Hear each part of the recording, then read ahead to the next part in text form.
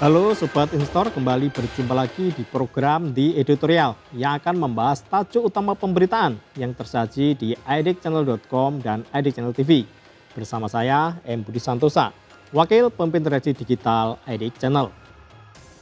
Sobat Investor, di tengah datangnya bulan Ramadan 1447 Hijriah ini, masyarakat cukup dikejutkan dengan data terakhir yang dirilis pemerintah terkait pertumbuhan utang yang oleh sebagian pihak dinilai cukup mencemaskan. Jika kita tarik data setidaknya dalam satu dekade terakhir, terlihat jelas bahwa pertumbuhan utang pemerintah dalam 10 tahun terakhir jauh lebih kencang dibanding laju ekonomi yang ditimbulkannya. Dalam logika paling sederhana saja, fenomena ini terasa cukup janggal. Bagaimana secara analogi seorang pengusaha rela mengeluarkan modal atau effort yang berkali lipat dengan pertumbuhan keuntungan yang didapat justru lebih landai dibanding tambahan modal yang dikucurkan. Mengutip data Direktorat Jenderal Pengelolaan Pembiayaan dan Risiko Kementerian Keuangan atau DJPPR Kemenq, bahwa opsi utang pemerintah pada 2016 lalu tercatat sebesar 3.515,7 triliun rupiah.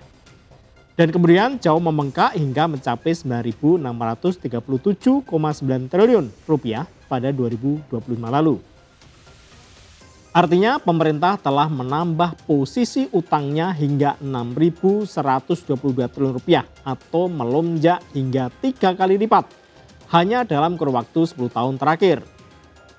Padahal di lain pihak, data pertumbuhan nilai produk domestik bruto atau PDB berdasarkan harga berlaku pada 2016 tercatat masih sebesar 12.401 triliun rupiah dan kemudian berkembang menjadi 23.821 triliun rupiah pada 2025.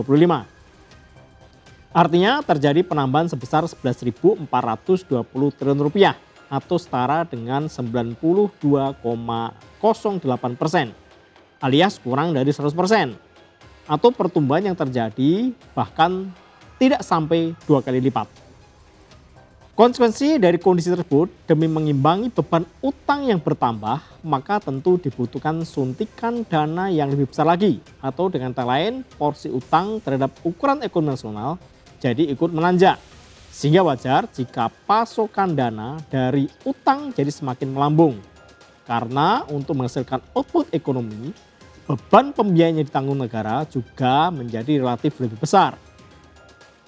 Namun demikian, menyikapi banyaknya sorotan yang tertuju ke pemerintah, Menkyu Purbaya Yudisadewa mencoba meyakinkan masyarakat bahwa posisi utang Indonesia sejauh ini masih dalam level aman.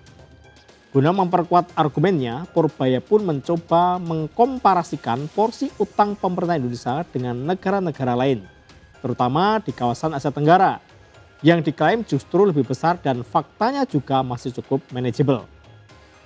Beberapa contoh yang disitir oleh Purbaya diantaranya yaitu Singapura dengan porsi utang pemerintahnya mencapai 100% dari produk domestik bruto. Malaysia mencapai 60%. Atau juga Thailand yang utangnya mencapai 63,5% terhadap PDB. Lagi pula menurut Purbaya, lonjakan porsi utang tersebut terpaksa terjadi sebagai konsekuensi logis dari perlambatan ekonomi yang terjadi pada 2025 lalu, yang sempat coba diintervensi melalui gelontoran dana pemerintah ke perbankan hingga ratusan triliun rupiah. Namun faktanya tetap tak mampu mendorong perekonomian untuk bergulir lebih kencang hingga akhir tahun. Karenanya menurut Purbaya, pemerintah membutuhkan dana bantalan lebih untuk dapat memutus laju perlambatan ekonomi yang terjadi. Karena bila tren pelemahan tersebut tak segera diantisipasi, maka yang terjadi adalah krisis ekonomi yang digambarkan Purbaya bakal setara dengan yang pernah terjadi di Indonesia pada tahun 1998 silam.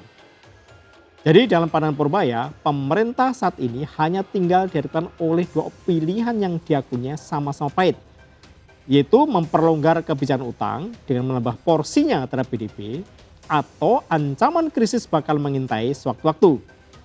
Kebutuhan pasokan utang tersebut menurut Purbaya bersifat urgent dan sangat dibutuhkan sebagai tambahan stimulus untuk memutar roda ekonomi nasional secara lebih kencang.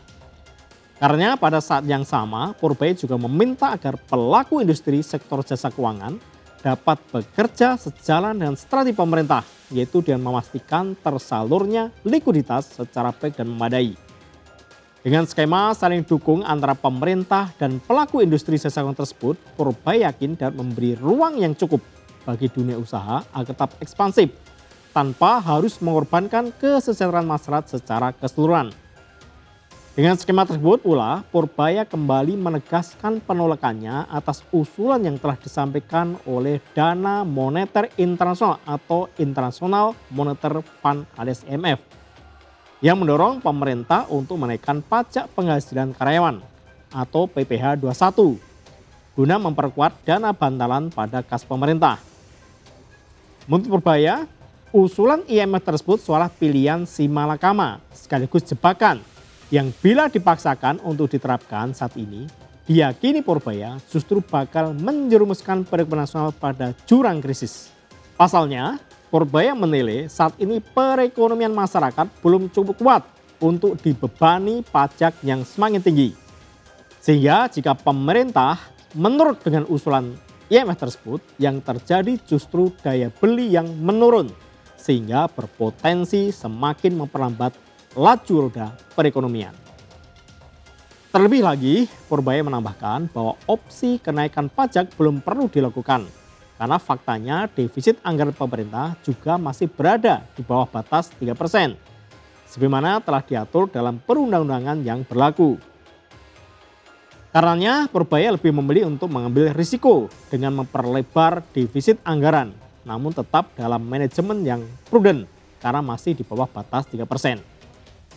Sementara untuk pengelolaan pajak sendiri, ketimbang menambah besaran pajak yang harus ditanggung masyarakat, Purbaya juga lebih memilih untuk perluasan basis pajak, sekaligus menutup kebocoran penerimaan melalui penguatan sistem Kortek yang juga tengah digalakan dalam beberapa waktu terakhir ini.